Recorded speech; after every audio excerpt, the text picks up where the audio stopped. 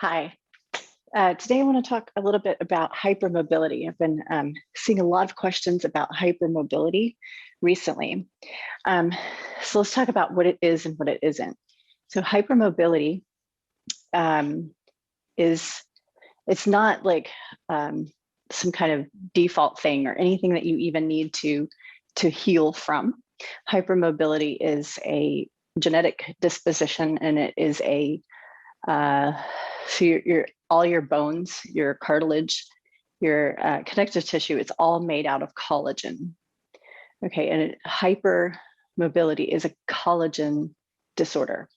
Okay, so it's not like we're going out for a cure, we need a cure, but what does happen, or what it looks like, is that so a person may feel pain after exercising and after stretching. Now, I want to address both exercise and stretching a little bit separately.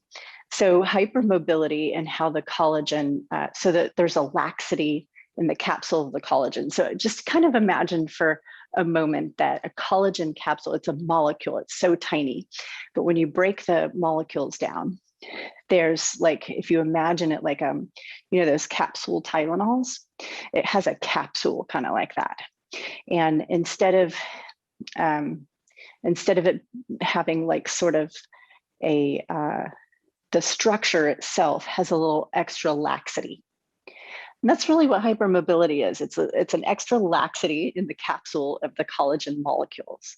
But since your whole body is basically a collagen adaptation product, you're going to feel this in different areas of the body. Some a little stronger, and some may not. So what this looks like as a kid, those kids who are, they do whatever they do, and they're just so flexible. They don't have any trouble, getting into a split or doing kind of like crazy things with their bodies. And it's kind of fun and funny. But where we see this is usually in adulthood, where there starts to be a little pain and maybe an uncertainty about what really is going on with the body. So one thing I want to talk about, and the first one I want to talk about, is how do we exercise safely so that we don't have pain? Well, I'm going to show you a little way to stretch. Now I'm going to take sort of a simple seated stretch and go over how you might stretch and be safe. Okay, actually, I'm going to turn this way. So if you're sitting here, you fold a leg in. Now, most people will just simply fold their leg in and kind of flop down into a stretch. And for most people, they're going to get away with that. Now, I wanted to let you know too that hypermobility, at least 10% of the population has this. All right, so we're dealing with a big population. So my instructions are going to be, take this thigh bone on the long leg and pull it in, and then engage right here in the upper thigh. So with your upper thigh turned on, you may not experience your head getting down to the floor. That's not the point of this exercise anyway. We engage the thigh and we reach the spine long, the heart forward, and we breathe.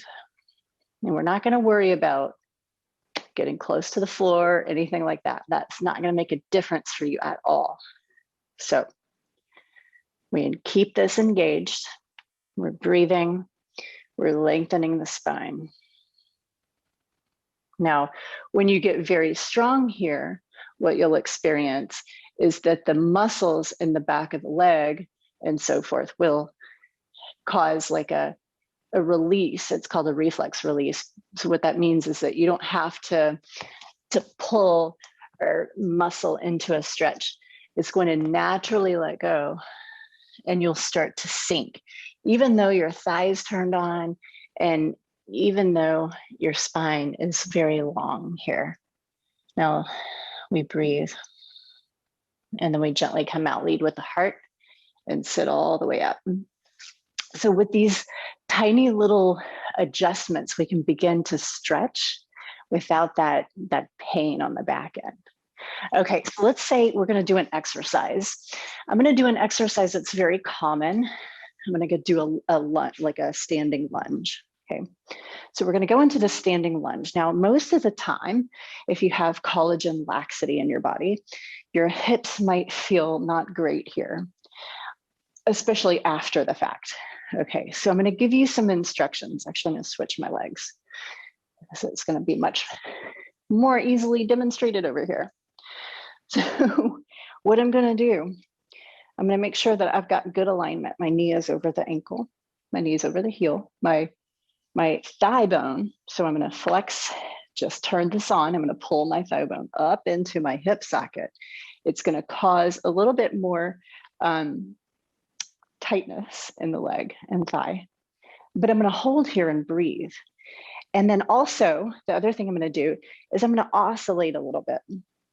So if you know that you have hypermobility or suspect that you might have hypermobility, some kind of very gentle little twist or like an oscillation is going to keep you from slipping into that laxity of the joint capsules. So there's going to be a little bit of movement, maybe like here an up and down or like a little gentle twist. All right, let's come into a forward fold. This is going to feel really nice after that.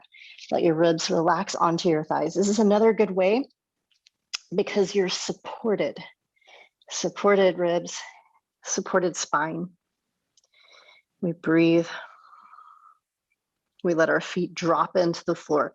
Just notice there's going to be a little more tautness in the legs, and that will also keep you safe. Lift up with a straight spine, lead with your heart. And that is one way. Let me pull this up.